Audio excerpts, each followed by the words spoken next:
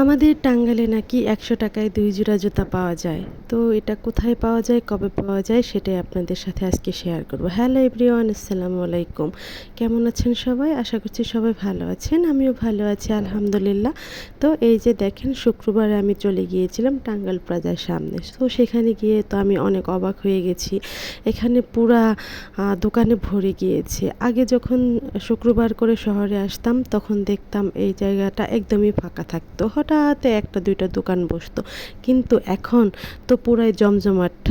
তো এখানে সব রকমের দোকান বসেছে, সব ধরনের জিনিস এখানে পাওয়া যাবে শুক্রবারে। যারা অন্যান্য সপ্তাহের অন্যান্য দিনে বিজি থাকেন তারা হচ্ছে শপিং করতে পারেন না, তারা চাইলে শুক্রবার করে এখানে এসে সব ধরনের জিনিস কিনে নিয়ে যেতে পারেন। তবে এখানে জিনিস কিনতে হলে প্রচুর পরিমাণ দামাদামি করে কিনতে হবে, কারণ ওনারা হচ্ছে মার্কেটে যেরকম প্রাইস সেরকম প্রাইস চেয়ে বসে থাকে।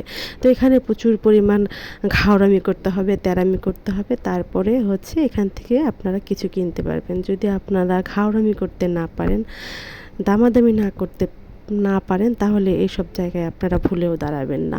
তো এখানে সব ধরনের জিনিসই পাওয়া যায়। যদি আপনি দামাদামি করে কিনতে পারেন তাহলে ঠকবেন না আশা করছি। তো এই যে দেখতে পাচ্ছেন সব ধরনের জিনিসই কিন্তু এখানে আছে। জুতা, এই যে এখানে যে জুতাগুলো দেখেছেন, এখানে এই জুতাগুলো হচ্ছে ১০০ টাকা এক জোড়া। কিন্তু এগুলো কেমন টেকসই আমার কখনো কেনা হয় নাই। আর এখানে ২ জোড়া জুতা ১০০ টাকা।